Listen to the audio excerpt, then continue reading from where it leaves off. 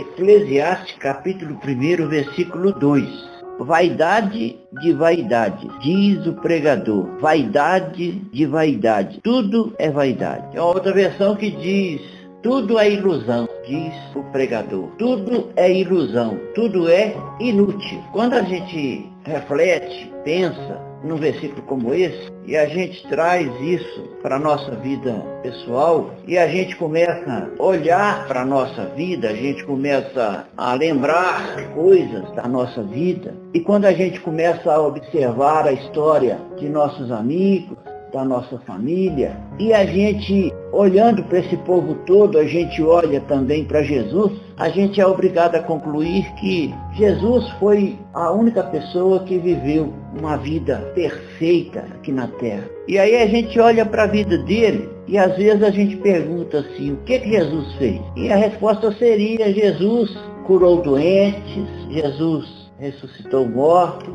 Jesus ensinou lições profundas de vida, Jesus morreu, Jesus ressuscitou, Jesus é o meu Salvador, Jesus é o meu Senhor. E aí eu olho para a nossa vida. Na nossa vida comum, na nossa vida diária, geralmente uma pessoa que é usada por Deus com o dom de cura, ela já quer logo abrir um ministério de cura, já quer divulgar aquilo, já quer se colocar como uma pessoa que cura, que Deus usa para curar, por aí vai. Quando a pessoa tem o dom da pregação, o dom da ministração da palavra, ela logo quer abrir uma igreja, quer abrir um ponto de pregação, quer colocar aquele dom dela em evidência. Alguns até querem dar um jeito já de ganhar dinheiro com isso. E na nossa vida pessoal a gente busca construir coisas, busca conquistar coisas, que é normal, que é inerente à vida humana, é o que a gente precisa fazer mesmo, correr atrás, buscar conforto, buscar lazer, buscar diversão, buscar estar bem, se sentir bem, por aí vai. Mas Jesus não se preocupou em fazer nada disso, em construir nada disso. A Bíblia não fala de templos que Jesus construiu, não fala de sinagogas que ele construiu. Você nunca vai ouvir falar sobre a sinagoga de Jesus. Fala sobre a casa de Pedro, sobre a casa de José, que era o pai de Jesus, que foi a casa dele até os 30 anos. Mas quando Jesus assumiu o seu ministério, assumiu a sua missão aqui na terra, você não vai ver Jesus construindo nada. A Bíblia até fala que o Filho do Homem não tinha onde reclinar a cabeça. Era tudo emprestado. Até o túmulo dele foi emprestado. Ele não comprou nada, ele não adquiriu nada, ele não construiu nada, ele não enriqueceu. Ele quis cumprir o propósito de vida dele. E ele cumpriu. E aí a gente observa que a gente quer seguir Jesus, a gente quer seguir o exemplo dele, quer ser como ele.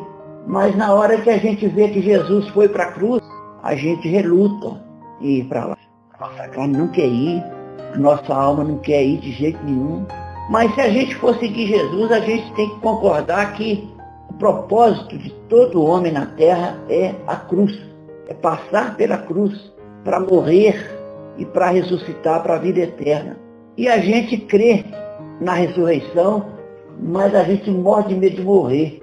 A gente diz que crê que Jesus vai voltar, que a gente acredita no mistério da volta de Jesus, a gente acredita que Jesus morreu, ressuscitou e vai voltar.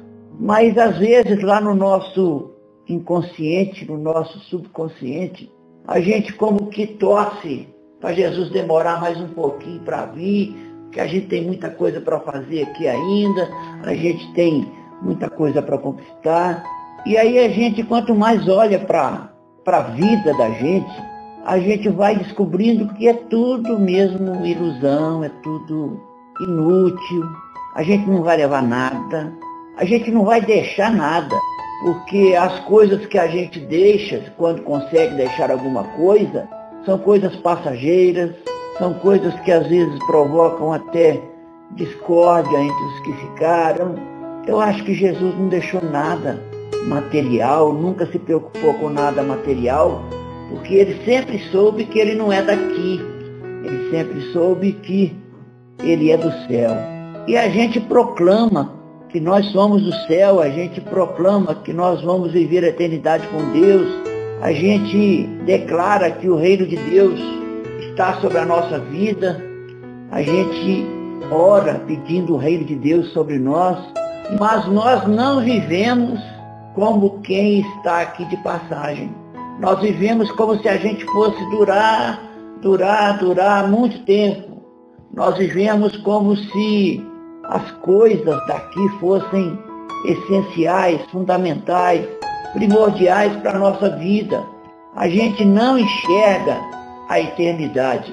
A gente não se enxerga na eternidade. A gente não valoriza a eternidade mais do que os dias que a gente está vivendo aqui. Se a gente valorizasse, se a gente tivesse consciência de quem a gente é, do jeito que Jesus, estou falando do Jesus homem, do jeito que Jesus tinha, a intimidade com o Espírito Santo seria muito maior, porque nós estaríamos valorizando o espiritual mais do que o material, o espiritual mais do que o carnal. Por isso que a gente fala que segue Jesus, mas gasta menos tempo com Jesus do que com a vida aqui na terra. A gente fala que está preparado para a eternidade, e não existe esse negócio de preparado para a eternidade, que quem nos prepara para a eternidade é Jesus, quem nos capacita a ir para a eternidade com Jesus é Ele mesmo, através do seu sacrifício na cruz.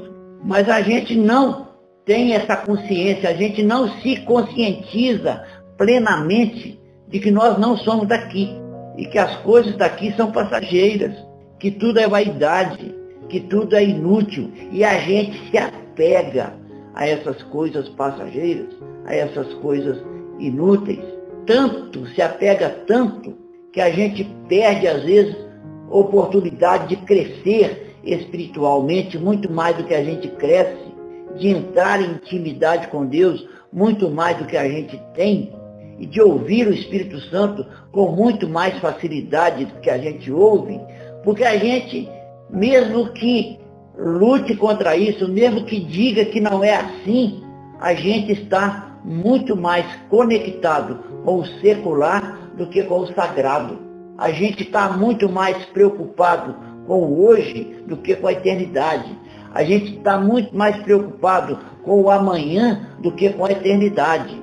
E Jesus disse para nós não nos preocuparmos com o dia de amanhã, basta a cada dia o seu mal.